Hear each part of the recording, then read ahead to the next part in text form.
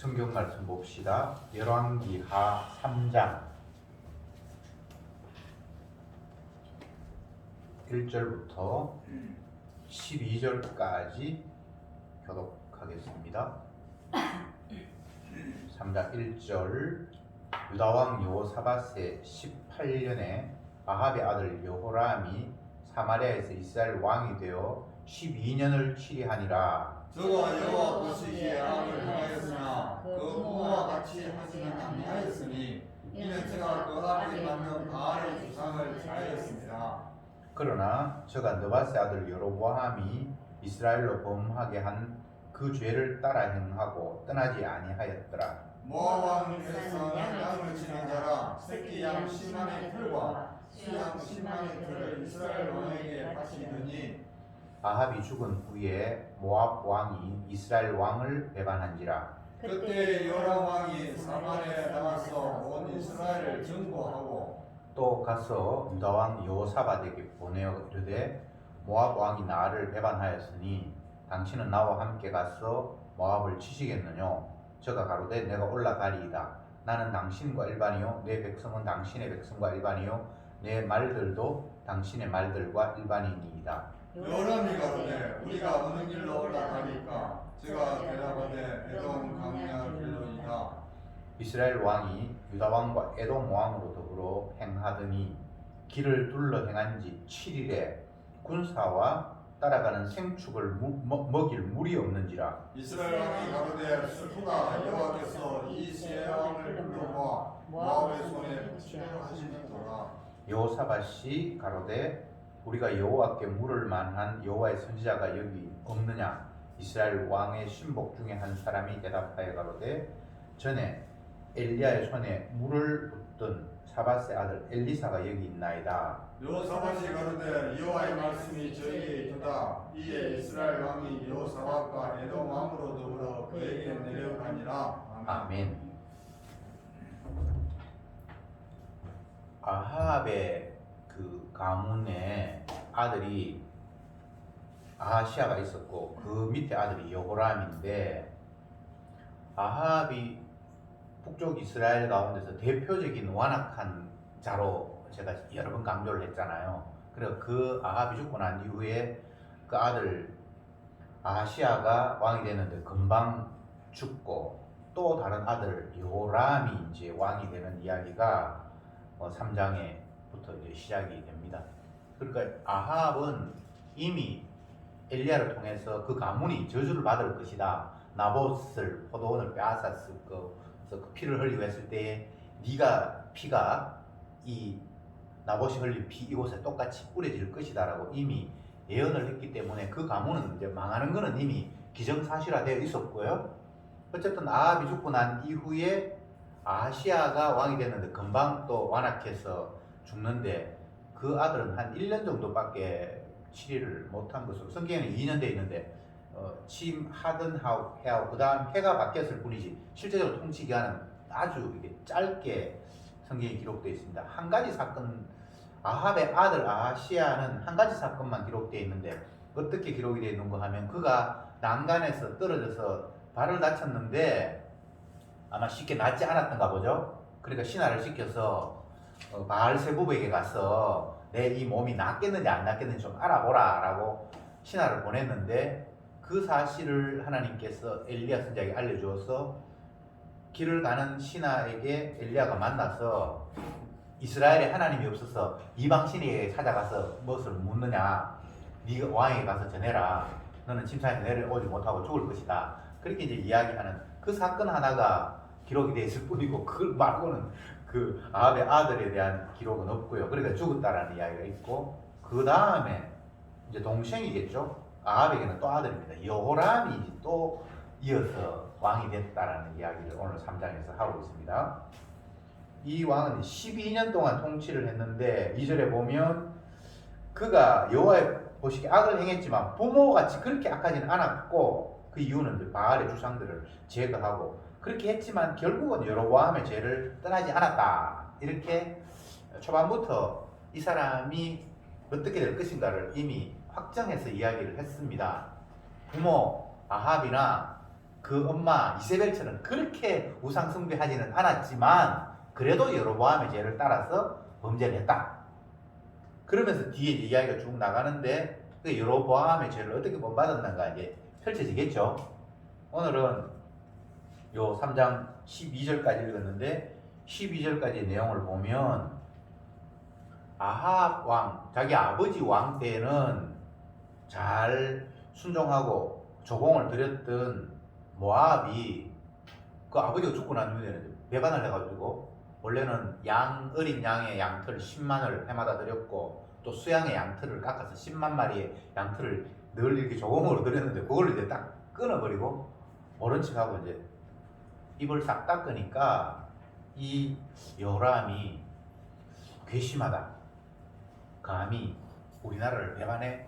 이런 마음이 이제 들어서 병력을 모으고 이제 침략하려고 하다가 자기의 힘으로는 좀 부족하다고 생각했는지 유다 왕에게도 사신을 보내서 우리 아버지 때 잘 섬겼던 이 모압이 배반을 해서 이렇게 있는데 당신도 나와 함께 힘을 합쳐서 그 모압을 치지 않겠습니까? 라고 이렇게 물으니까 나도 함께 하겠습니다 라고 해서 이스라엘 왕도 합치고 모압 왕과 함께 합치고 모압 왕이 아니라 유다와 이스라엘 남북이 같이 합치고 또 길을 가는데 에돔 땅을 지나가야 되니까 에돔 왕도 합쳐서 결국은 이제 모압을 치려고 며칠 길을 걸어갔는데 여기 성경에 보면 한 7일 정도 걸어갔는데 완전히 물이 없어서 짐승들도 사람들도 구사들도 다 목이 마르서 죽을 환경이 이르렀어요.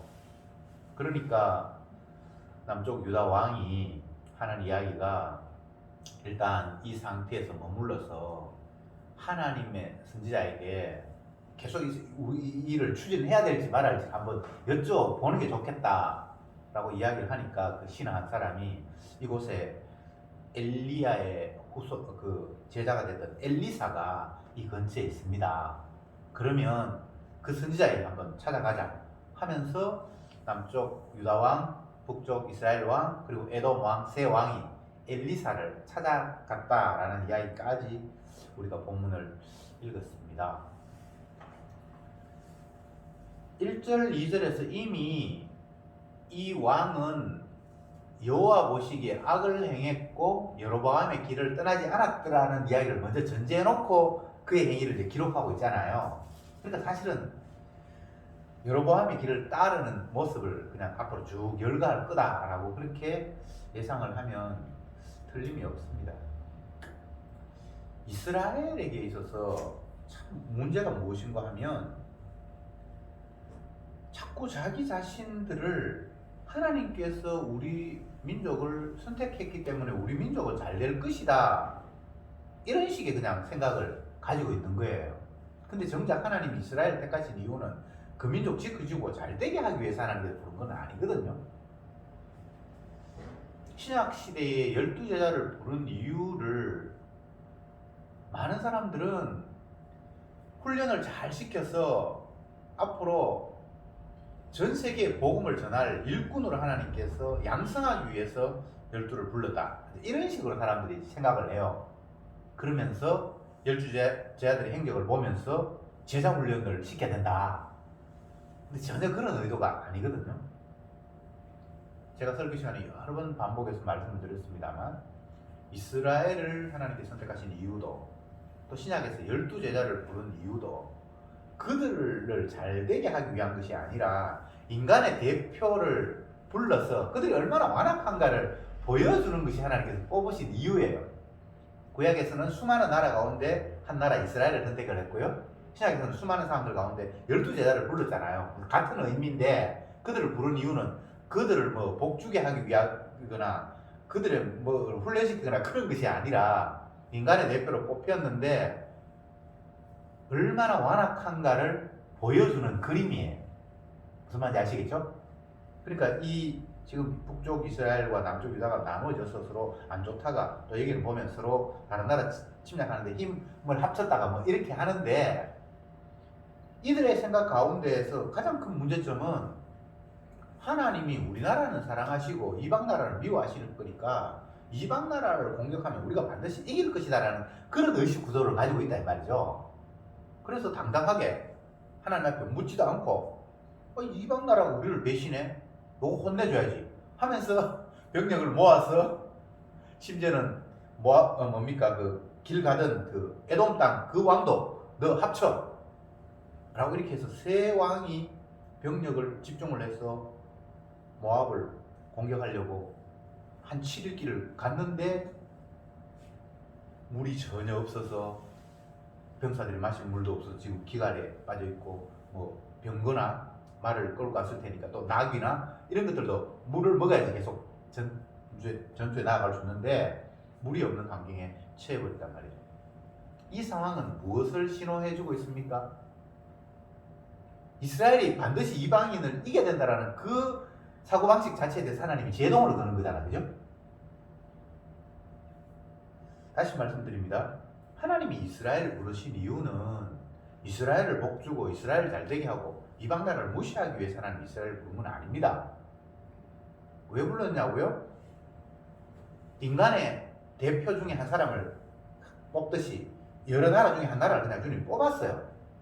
뽑은 이유를 1차적으로는 물론 뭐 나중에 가면 더 많은 이유가 있습니다만 1차적인 이유는 그들도 똑같은 죄인이라는 사실을 보여주는 거예요. 지난주 오전에 그 정숙구 목사님이 설교하는 걸 제가 들었는데 이 부분을 이제 잘 설명을 했어요. 그 오전에는 설교가 사도행전 진행하는데 7장을 설교하시면서 이런 이야기를 했어요. 스데반 집사가 법정에 끌려가서 자기를 이제 변호하는 이야기가 사도행전 7장의 앞부분에 나오는데 그걸 설교하면서 뭐라고 얘기를 했는가 하면 이스라엘 백성들아 당신들은 자꾸 우리나라가 대단한 나라라고 이야기하면서 우리 조상 아브라함을 막 훌륭하다고 이야기하고 하는데 사실 아브라함은 갈대아 우르에서 우상 숭배했던 자야. 그리고 우리 민족 대단한 민족 아니야. 그리고 우상 숭배하는 민족을 하나님 불러서 가나안 땅으로 집어 넣었는데 그거는 하나님의 은혜죠. 그랬지만 그들에게 또 모세 시대에 율법을 주셨는데 그 율법을 지키지 못해서 결국은 구약 시대에는 다시 아수르로 바벨론으로 다 포로 잡혀서 끌려가 버리고 이스라엘은 없는 나라가 되어버렸어. 이게 우리 조상이고 이게 이스라엘이야. 근데 뭘 자랑할 게 있는데? 라는 식으로 스데반이 이야기를 진행하는 것을 이제 설교를 했는데 지금 오늘 본문에서 똑같은 게 지금 적용이 되는 거예요. 이스라엘 나라가 뭘 이방 나라하고 무조건 이겨야 될 이유가 하나님께서 주신 적이 없어요. 그러면서 정작 그들은 우상 숭배에 빠져 있고 본인들은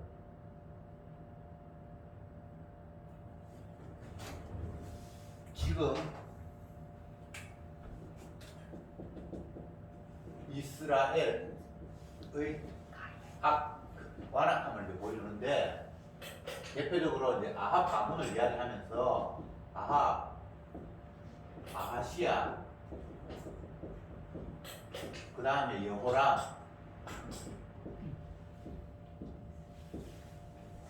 아합은 이미 죽었고 이 아들도 죽었고 두 번째 아들 여호람 이제 12년 동안 통치했다 그러는데 이 사람이 지금 했던 이야기를 3장에 지금 하고 있잖아요. 근데 이 사람이 첫 번째 한 일이 뭔가 하면 모압, 모압이라는 나라가 아버지 때는 자기 우리나라에 조공 잘 들이면서 꼬박꼬박 순종하더니만 아버지 죽고 난 뒤에 애들이 배반을 해버렸단 말이죠. 그러니까 내가 이제 왕이 됐으니까 다시 이걸 회복해야 되겠다, 본때를 보여줘야겠다 싶어서 군사를 모으고 내 혼자 힘으로 안 되겠다 싶으니까 유다 왕에게도 협조를 구하고 유다 왕이 같이 함께 하겠다고 했고 그리고 조그마한 나라 에돔까지 너 합쳐. 그때 아직은 에돔이 약했던 모양이죠. 그래서 세 나라가 합쳐서 이 모압을 침략하러 가는데 중간에 가다가 자기 뜻대로 안 돼서 물이 없어서 죽을 지경이 되니까 유다 왕이 하나님 앞에 뜻을 한번 물어보고 우리가 갑시다. 뒤늦게 그것도 이스라엘 왕이 아닙니다. 여호람이 아닙니다. 저쪽에 남쪽에서 온 왕이 그래도 하나님 앞에 이 하나님 원하시는 건지 한번 물어봅시다 해서 엘리사 선자를 찾아가는 거예요. 여기에서는 중요한 게 이 요람은 이방인을 공격하는 것, 원래 우리한테 순종했던 모압이 배반했으니까 다시 원상 회복하는 거, 이거는 지극히 당연하다고 그냥 생각하는 거예요. 하나님 뜻이고 뭐 할 것 없어요. 쉽게 이야기하면 내가 원래 가지고 있던 그 직책, 재산, 그건 당연히 내 거예요. 이게 만약에 누구에게 빼앗겼다 그러면 다시 회복하는 게 그냥 하나님 뜻이라고 생각을 하는 거예요. 빼앗긴 거마저 하나님 뜻이라고 보지는 않고 원래 있던 거 내가 빼앗겼으니까 다시 회복하는 게 하나님 뜻이라고 생각을 하는 거죠. 왜냐하면 우리나라는 이스라엘 택한 백성이니까. 그런데 하나님이 거기에 딴지를 걸잖아요. 세 나라 합쳐봐야 전쟁으로 가는 길에 물이 없어서 굶어 목말라 죽을 지경이 되니까 상대를 제압하기 전에 그들 자체가 죽을 지경인 거예요. 이게 하나님께서 하신 일이란 말이죠. 그나마 유다 남쪽 유다 왕이 이 상황에서 하나님이 정말 이 전쟁에서 함께 하실 것인지 우리가 잘못된 건지 잘된 건지 한번 하나님께 물어보자라고 이야기한 게 이것은 그나마 하나님 뜻을 향해서 뭔가를 하겠다라는 거예요.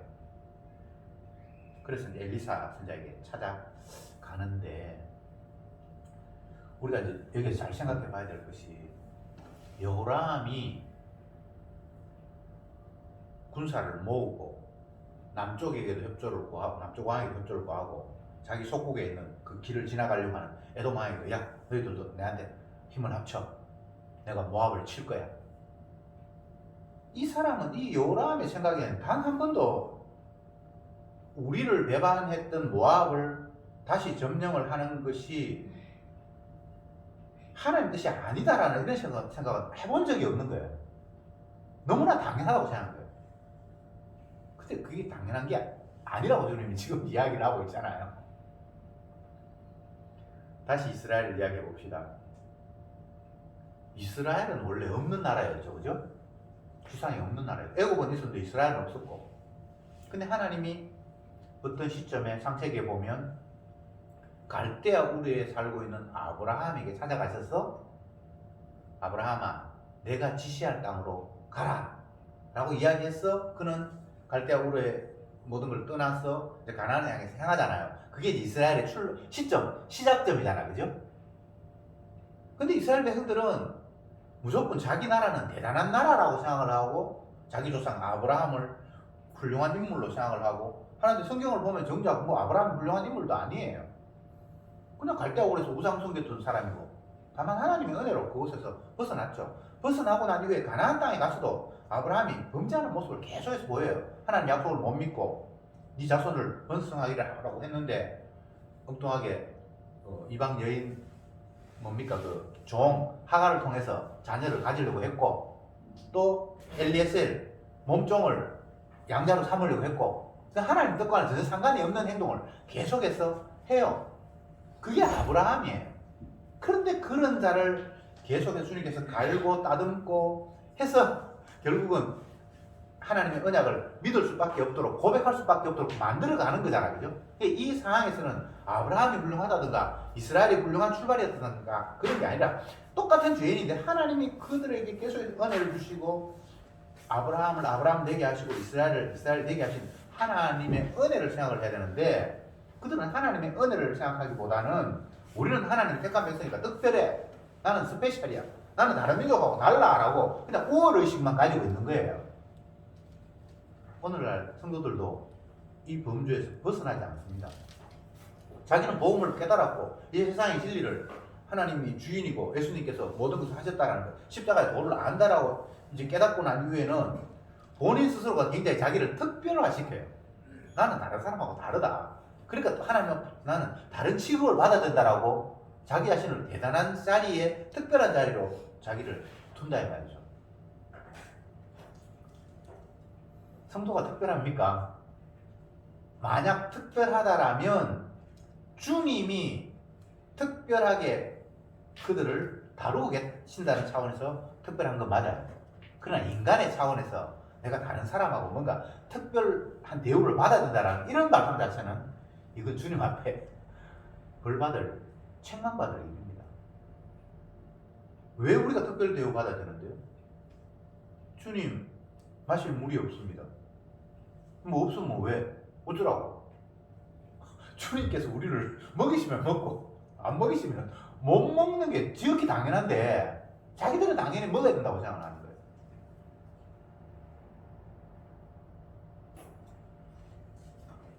야곱이 12아들을 낳았는데 12아들 가운데 이 부분도 이제 제가 정 목사님 설교 듣다가 다시 발견한 건데 뻔한 이야기인데 생각 안 하다가 다시 생각이 됐어요.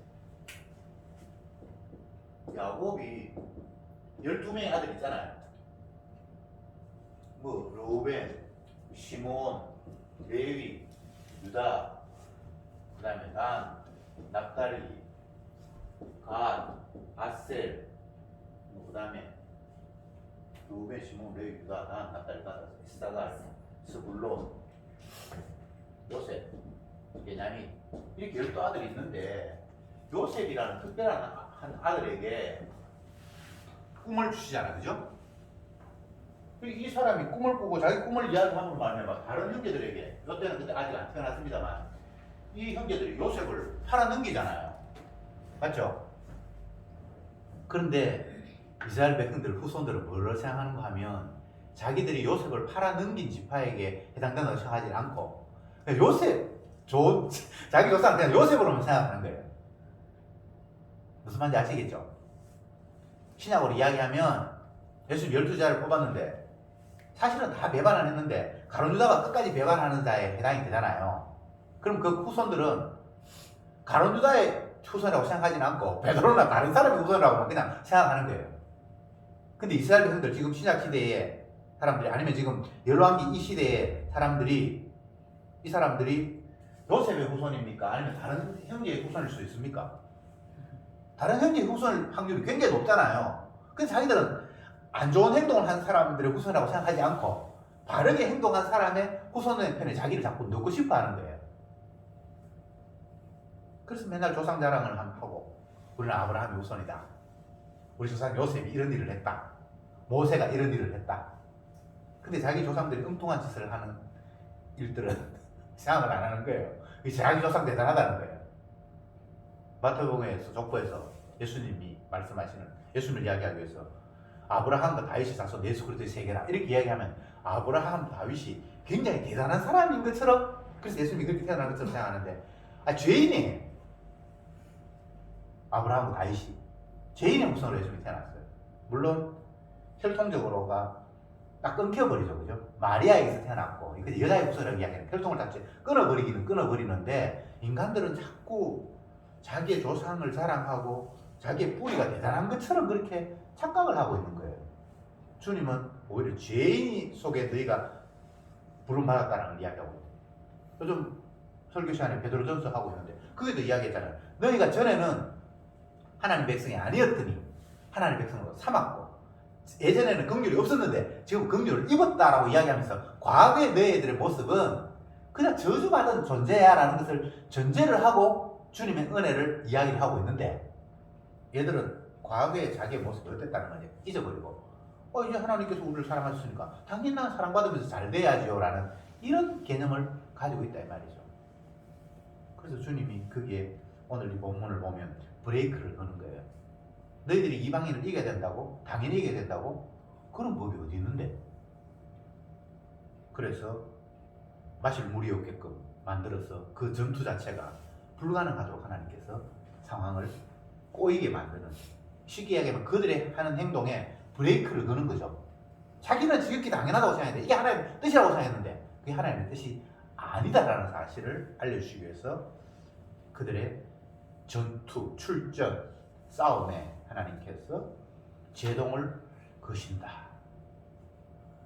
사실 이 제동이라는 것이 큰 은총이에요. 하나님이 우리의 삶에 이 브레이크를 안 거시면 우리는 그냥 엉뚱한 길로 그냥 질주하면서 끝나버리는 인생이에요. 우리는 어떤 길을 가도 내가 원하는 길, 내가 만족하는 길을 선택을 해야 돼. 오늘 본문도 역시 마찬가지죠. 여호람 왕이 아버지 때 잘 순종했던 모압이 배반을 했다. 1년에 어린 양털 10만 마리 깎아서 보내고 수양 양털 10만 마리 깎아서 맨날 조공을 꼬박꼬박 드렸는데 그게 굉장히 큰 거거든요. 근데 어느 날 갑자기 아버지 돌아가시면 딱 끊어버리니까 이것들 봐라 까본데 하면서 그것을 다시 회복하는 것이 너무나 당연하다고 생각하는 거예요. 근데 주님은 그게 왜 당연한데? 라고 지금 대묻고 계시는 거예요. 여러분, 우리가 지금 가진 것이 당연히 누려야 할 것입니까? 아니잖아요. 내가 가진 뭐 재산이 얼마 되는지 모르지만 집, 뭐 재산, 뭐 모든 그 관계들 하나님께서 많은 걸 주셨잖아요.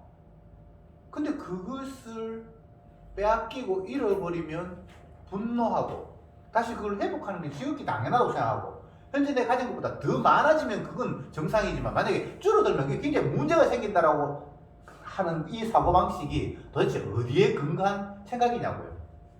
오늘 보면 우리 그걸 지금 묻고 계십니다.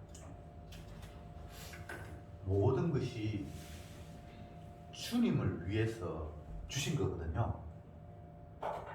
그러면 그것이 이제 나에게 없어질 수 있어요. 그것도 주님께서 하신 일이에요.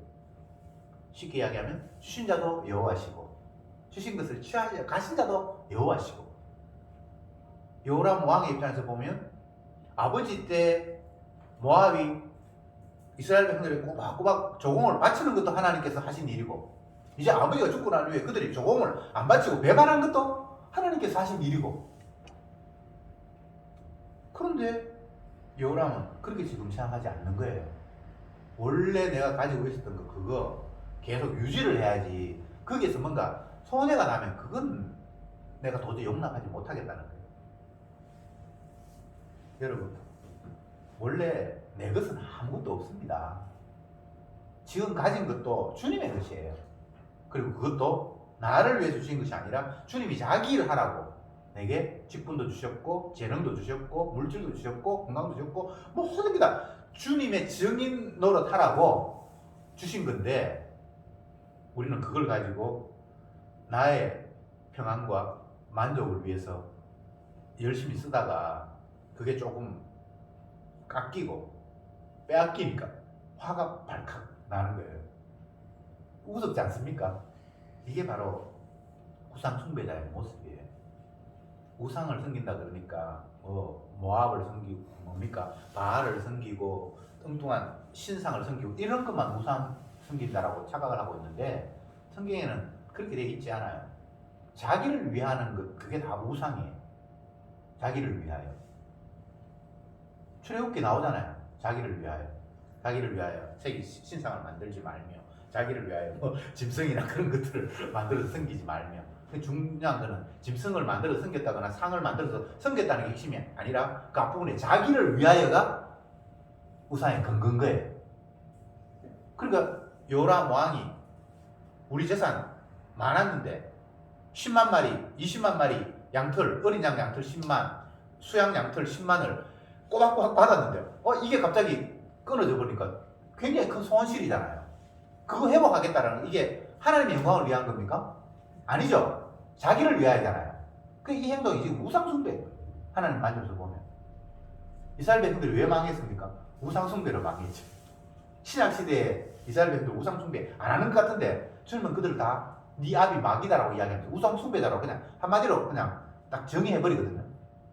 그런데 저희가 바리새인들 입장에서는 굉장히 화가 나잖아요. 자기들은 한 번도 우상숭배 한 적 없고 성전에 가서 날마다 기도하고 하는데 하나님이 그게 기도하는 것도 뭡니까? 무엇을 먹을까? 무엇을 마시고 무엇을 빌까? 그걸 위해서 기도하는 거니까 그거는 이방 섬기는 사람들이 우상에게 기도하는 거하고 똑같다. 그냥 우상 숭배자라는 이야기를 한마디로 그냥 한 거예요.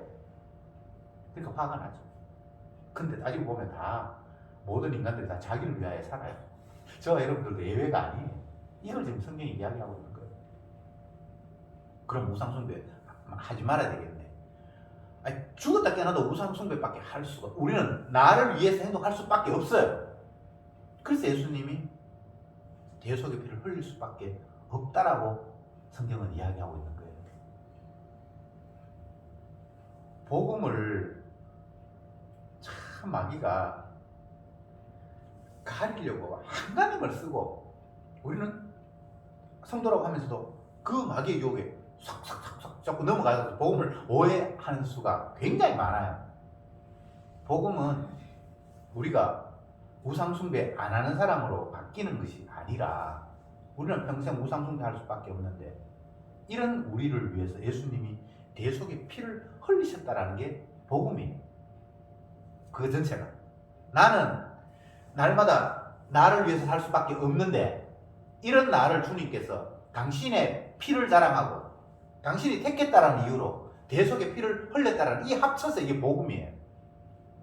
그런데 마귀는 십자가를 흩트리기 위해서, 복음의 강태를 흐리기 위해서 일단 우리 자신을 죄인이라는 곳에 얽매이는 것 자체를 흩트려 버려요. 왜? 인간에게 가장 약한 아킬레스건이에요.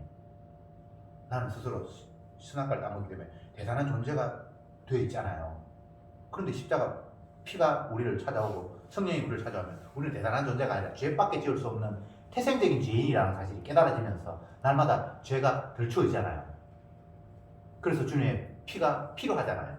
근데 이걸 끊어버리기 위해서 마귀가, 너 대단한 존재야, 너 하나님 선택했잖아, 그래 너는 이제 하나님 말씀을 순종할 수도 있고 그리고 복을 받아야 되고 라고 하면서 점점 죄인이 된 자리에서 떠나게 만드는 거예요.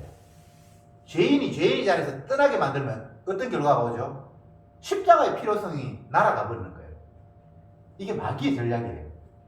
오늘 수많은 기독교인들이라고 하면서 자기도 모르게 복음의 광채를 가리는 역할들을 얼마나 많이 합니까? 자꾸 성도가 대단한 자라고 생각하는 거예요. 주님의 피로 용서받았기 때문에 이제는 뭔가 할 수 있다라고 이야기를 하는 거예요. 뭘 할 수 있죠? 평생 죄 짓는 것 말고는 선악과 따먹은 인간이 할 수 있는 게 없어요. 그런데 주님은 그런 자들을 찾아오셔서 내가 너를 위해서 대속의 피를 흘렸다라고 이야기하는 게 복음인데, 이제 주님의 피를 흘렸으니까, 나는 깨끗하게 되었으니까 나는 대단한 자야, 이제 앞으로는 주님이 영광 받을 만한 일을 내가 할 수 있어 라고 십자가 없는 쪽으로 뛰쳐져 가버리는 거예요. 도망가 버리는 거예요. 자,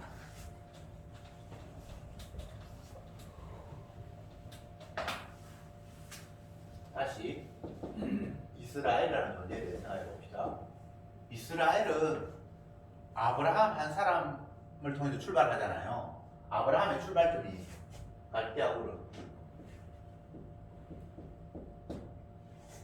근데 여기서 하나님께서 가나안 땅을 인도하셨잖아요.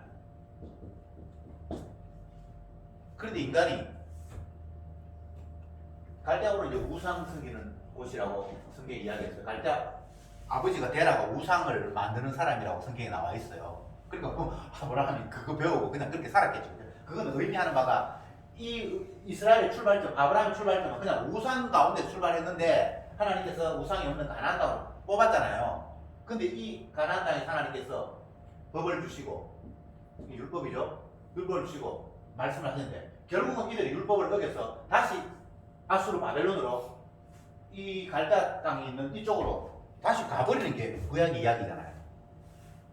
맞죠? 이런 이야기를 성경이 기록하고 있는 이유가 무엇일까요? 인간은 달라지지 않아요. 복음을 받고 율법을 받는다고 해서 달라질 수가 없어요. 그 이야기를 지금 하고 있는 거예요. 달라질 필요가 없어요. 단, 달라진 것은 있죠. 우리가 죄를 범하지 않는다는 차원에서, 우상숭배자가 이제 아니라는 차원에서 달라진 게 아니고요. 옛날에는 내 스스로의 가능성을 인정하면서 내가 바르게 하면 바르게 할 수도 있고, 뭐 또 내가 나태할 수도 있고, 나에게 가능성이 있는 존재로 생각을 했는데, 은혜가 오니까, 주님이 십자가의 은혜가 오니까 나는 태생적으로 가능성이 없는 존재구나라고 깨닫는 게 이게 달라진 거예요. 죄를 안 짓는 사람으로 달라진 거거나 내 행동의 의지가 더 강해서 달라진 게 아니고 예전에는 뭐 내가 할 수도 있고 안 할 수도 있지. 나에게 대해서 가능성도 있다라고 생각을 했는데 은혜가 오니까 내한테 가능성이 없다라는 걸 깨닫는 게 다른 차원이지. 그 인간이 행동을 이제 예수 믿기 전에는 행동을 잘못했는데 이제 예수 믿고 난 이후에는 성령의 능력을 받아서 행동을 잘할 수 있다. 이런 식으로 달라지는 게 아니란 말이에요. 그러면 구약에 갈대아우르 시작했다가 가나안 땅 나왔다가 다시 바벨론으로 아수르로 포로 잡혀갔다라는 그 구약의 그림 자체가 해석이 안 되잖아요. 인간이 이런 존재라는 거예요. 쉽게 이야기하면 복음 받아도 죄 짓는 존재. 이방인들은 율법을 받지도 못했으니까 율법을 지킨다는 말이 안 되는데 이스라엘은 율법을 받았기 때문에 지킨다는 말이 성립될 것 같죠? 근데 여전히 못 지킨다라고 성경이 이야기해요. 율법 없는 자도 못 지키고 율법 받은 자도 못 지키고 모든 인간이 다 그냥 죄인이라는 이야기입니다.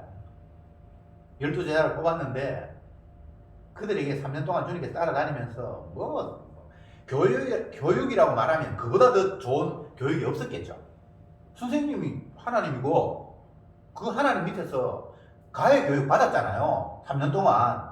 그러니까 막 그거는 서울대 아니라 막 어떤 교육도 그보다 더 완벽한 교육은 없을 만큼 제대로 된 교육을 받았는데 그들이 교육받은 결과가 뭡니까?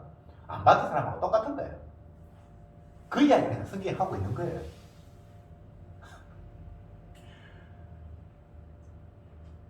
우리는 말씀을 대하고 주님의 은혜에 가까이 다가가면 다가갈수록 날마다 깨닫는 것이 나의 무능. 보아도 알지 못하고 들어도 깨닫지 못하는 자가 바로 나구나라는 사실을 깨닫고 그러면 나에게 대해서는 완전히 절망인데 뭐 어떡하냐. 그런데 이런 나를 주님이 그냥 버려두지 아니하시고 목자가 돼서 끌고 가고 계신다라는 게 그냥 유일한 희망인 거예요. 나는 할 수 없는데 주님이 이 무능한 나를 끌고 가시면서 온전히 자기 자신이 다 했다라고 지금 자랑하시는데 맞네요. 나는 은혜를 받았고 구약으로 이야기하면 홍해를 건넜고 하늘에서 만나를 먹었고 땅에서 반석에서 물이 나와서 먹었고 뭐 별별 것을 다 했는데 그래도 나는 주님을 못 믿네요.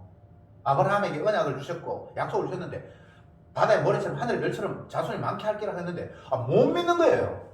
갈대아우르를 떠날 때는 믿어서 떠났는 것 같았는데 그게 믿어서 떠난 게 아니에요. 주님께서 강제로 끌고 와주셨어. 아니면 자기 마음속에 여기 사는 것보다 낫겠다 뭐 이런 착각이 들었든지 뭐든지 마치 제 아들에게 배와 그물을 버려두고 나를 따라 했을 때 자기 계산에는 예수님 따르는 게 낫겠다라고 판단해서 따랐겠죠. 물론 주님께서 강제로 끌어갔지만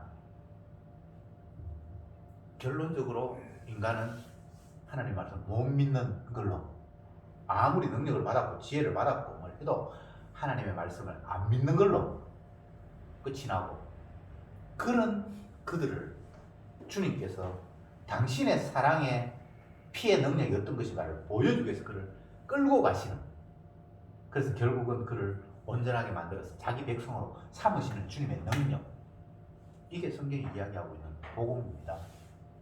뭘 자꾸 나아지려고 생각을 해요. 안 나아집니다. 절대 안 나아져요. 그러니까 주님이 그 이야기를 하고 있는 거예요. 구약의 수많은 왕을 쫙 열거를 하는데 요약하면 북쪽의 왕은 여로보암을 통해서 떨어져 나간 거잖아요. 다윗의 왕권을 인정하지 않잖아요. 그래서 그것 때문에 이미 어떤 행동을 해도 그냥 그건 끝났어요. 여로보암 계통은. 그러면 이 다윗 계통은 다윗 계통도 사실은 하나님 말씀 안 믿거든요.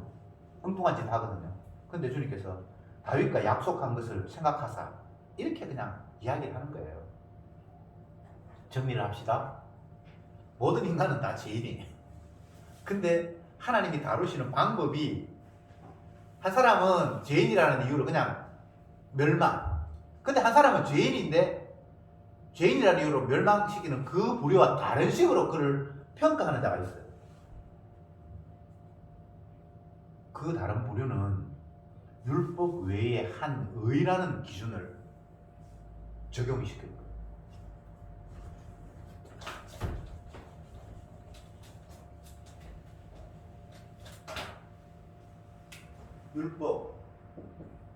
율법은 죄에 대해서 그냥 심판이 끝이죠. 그런데 율법 외에 한 의, 여기 율법 외입니다. 또 다른 평가가 있어요. 요거는 예수님의 의를 가지고 평가를 해가지고 전혀 다른 평가를 내리는 거예요. 사람은 다 똑같은데 다 죄인인데 한 사람에게는 율법 적용해가지고 너는 죄인, 멸망. 근데 한 사람에게는 율법을 적용하는 것이 아니라 예수님의 십자가를 적용을 해서 대하는 그런 사람이 있는 거예요.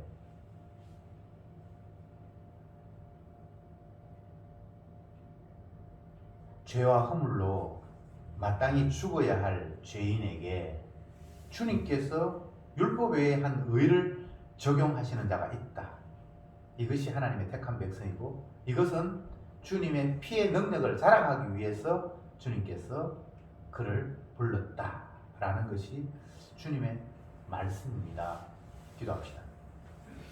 주님, 오늘 이 시간도 다시금 이스라엘의 왕 여호람의 행동을 통해서 우리가 얼마나 완악한 죄인인가를 확인시켜 주시니 감사합니다. 무엇 하나 내 것이 없는데 이 여호람은 왕이 되어 아버지가 다스렸던 그 모든 영역은 당연히 자기가 물려받아 다스려야 한다고 착각했습니다.